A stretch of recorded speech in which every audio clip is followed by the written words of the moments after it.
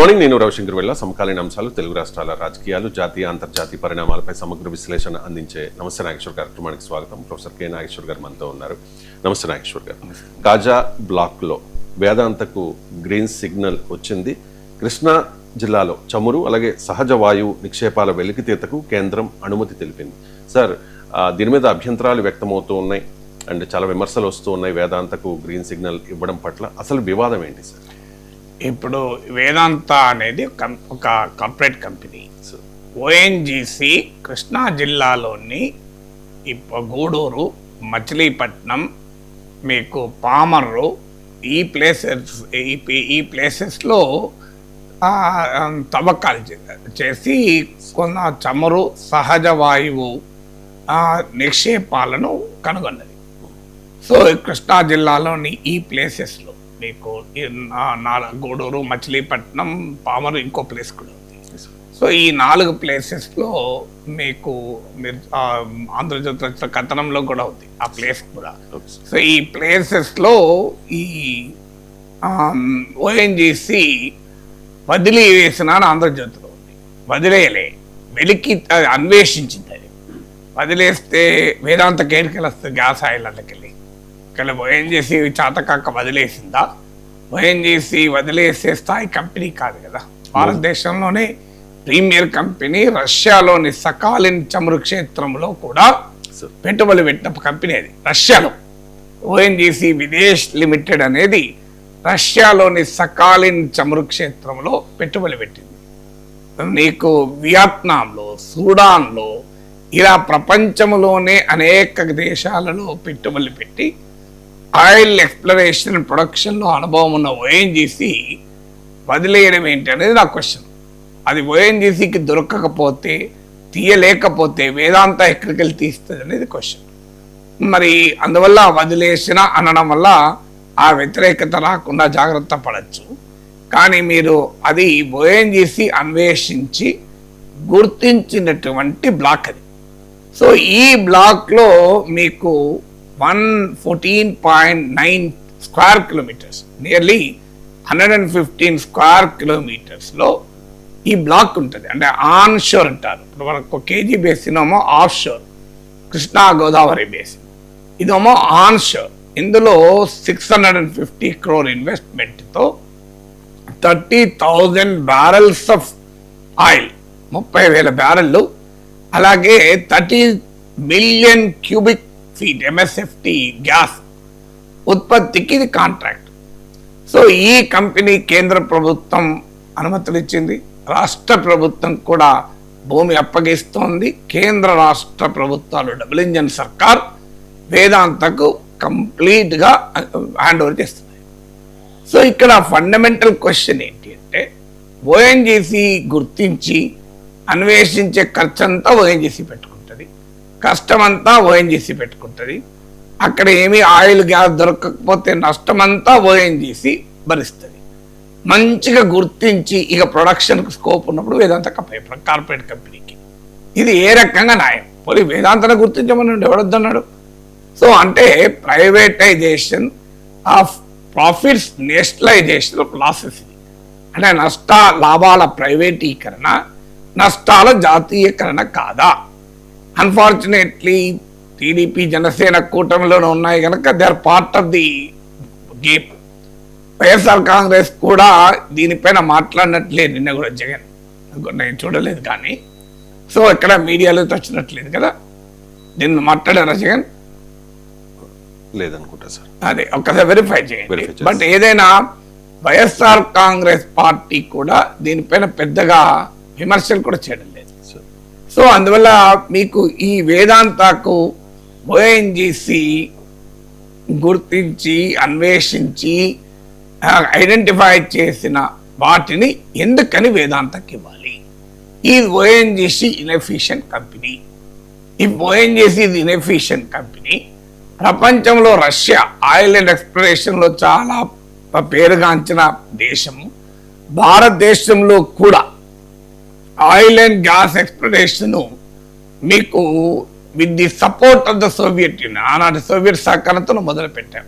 అంటే మన దేశంలోనే ఆయిల్ అండ్ గ్యాస్ ఎక్స్ప్లోరేషన్ కోసం చేయూతనందించిన రష్యా దేశంలో మన ఓఎన్జీసీ విదేశ్ లిమిటెడ్ పెట్టుబడి, మీరు గూగుల్లో కొట్టండి వస్తుంది, ONGC Videsh limited investment in external energy gas oil and gas fields అని వస్తుంది.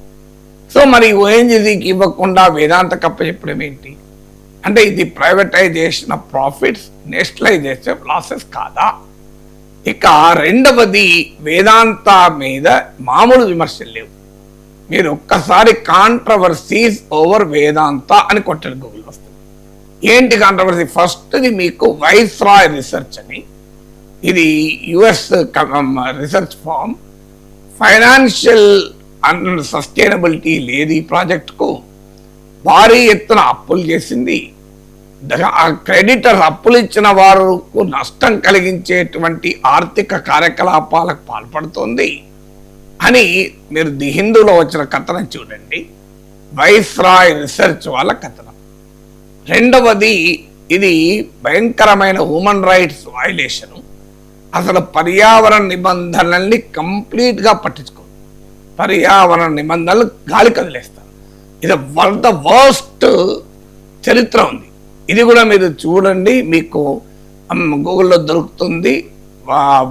పర్యావరణ పరంగా తూత్కుడి మనకు తెలుసు కదా, గుర్తుండే ఉంటుంది, 2018లో తమిళనాడులో తూత్కుడికి పొల్యూషన్, స్టెర్లైట్ కాపర్ కంపెనీ భారీగా కాలుష్యం చేస్తుంది అంటే ప్రజలు తిరగబడితే 14 మందిని పోలీసులు చంపేశారు, కాల్పులు జరిపారు. అంటే కార్పొరేట్ కంపెనీ సేవలు, ప్రభుత్వ వ్యవస్థలు, రాజ్య వ్యవస్థలు ప్రజల సంపదను కార్పొరేట్లకు అప్పచెప్పడానికి తెగించి ఎంత మేరకు ప్రజలైనా చంపేస్తారన్న దానికి తూత్కుడి ఒక ఉదాహరణ కదా.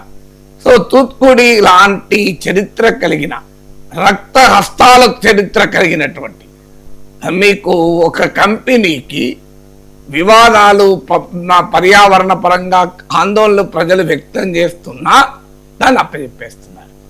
ఇక మూడవది సేఫ్టీ స్టాండర్డ్స్.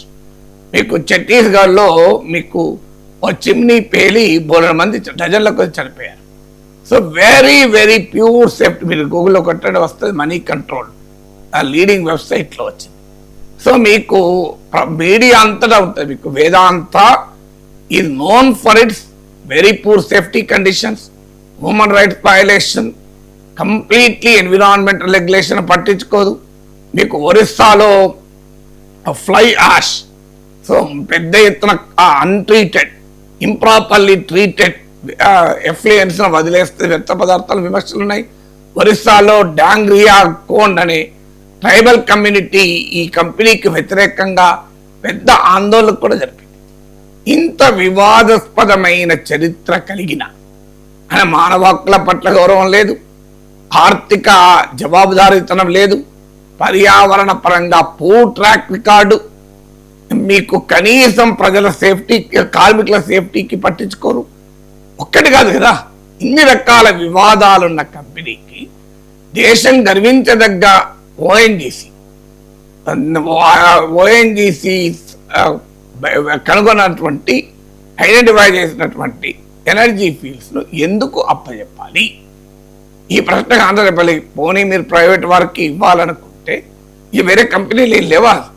కనీసం చరిత్రలో కాస్త track record, better safety conditions, at least better environmental conditions, అలాగే బెటర్ ఫైనాన్షియల్ అకౌంటబిలిటీ ఉన్నటువంటి కంపెనీస్ లేవా దేశంలో?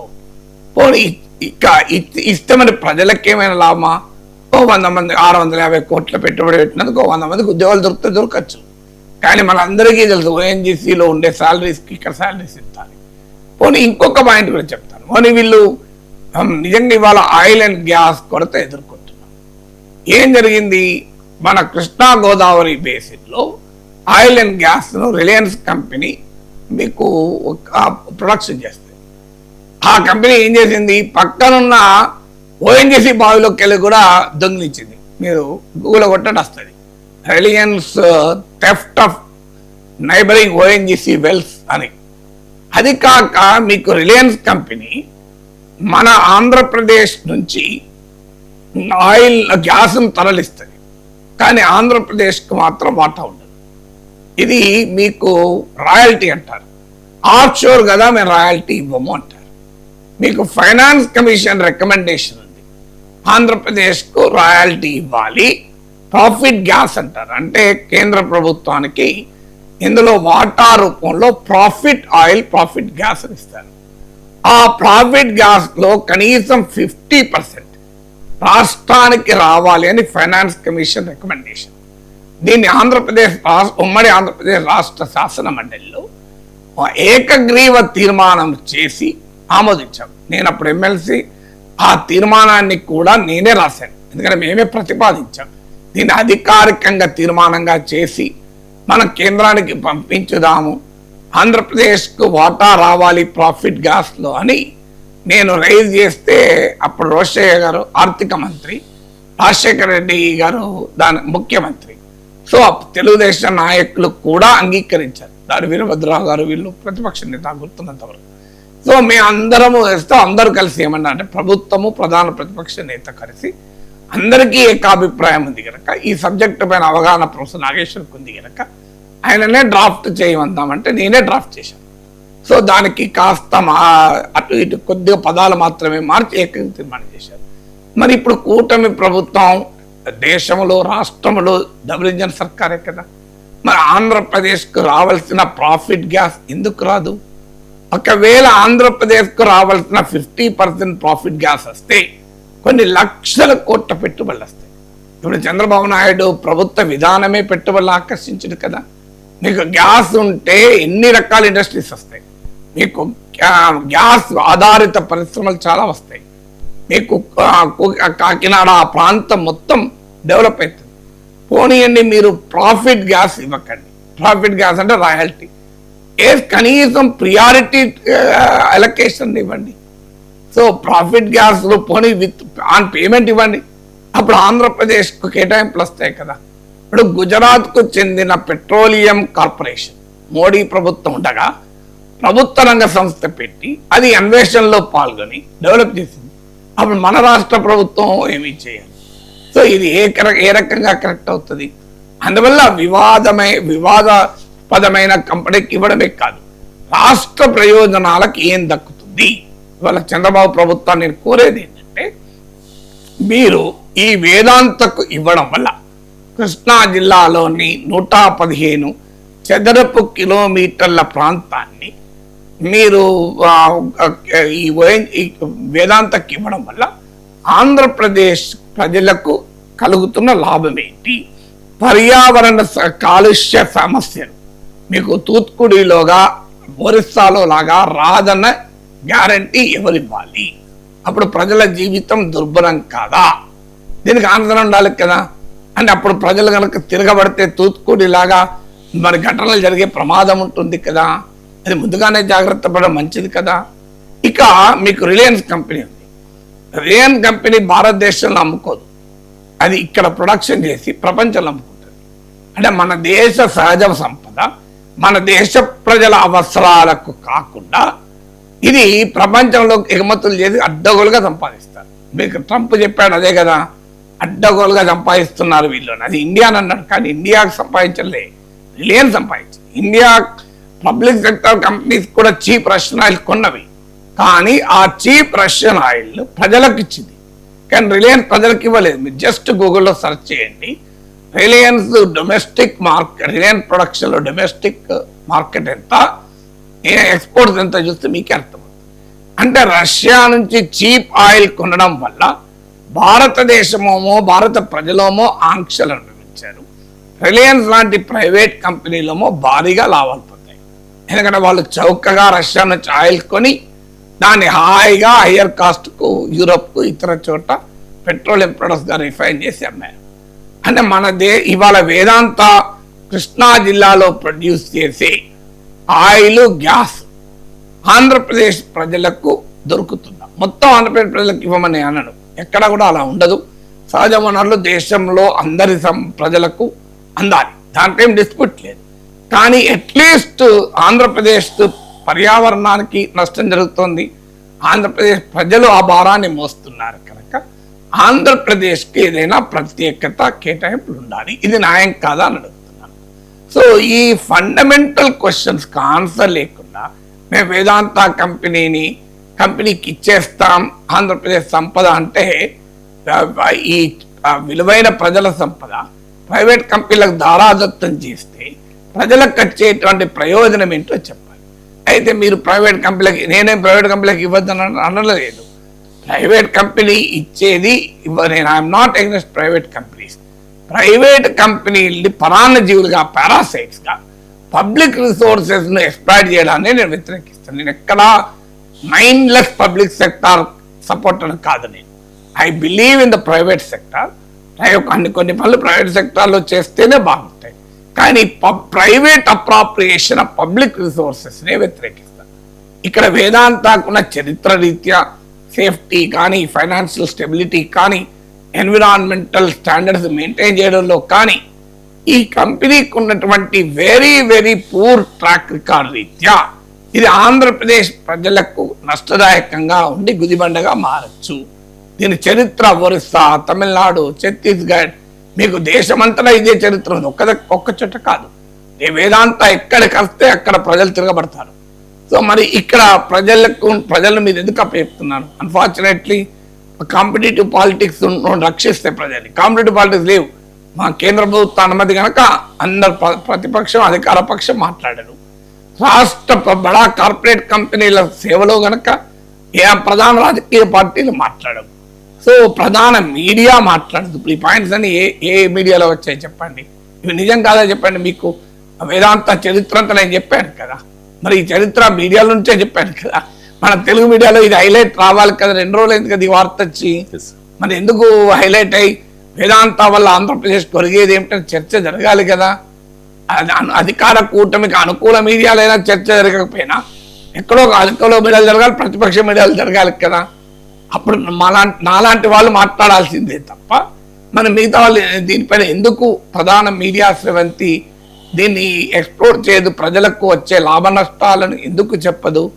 అసలు ప్రజల సంపద ఇలా పబ్లిక్ ఓఎన్జీసీ కనుగొన్న ఫీల్డ్స్ను ఎందుకు వేదాంతకి ఇవ్వాలి? What is the rational explanation?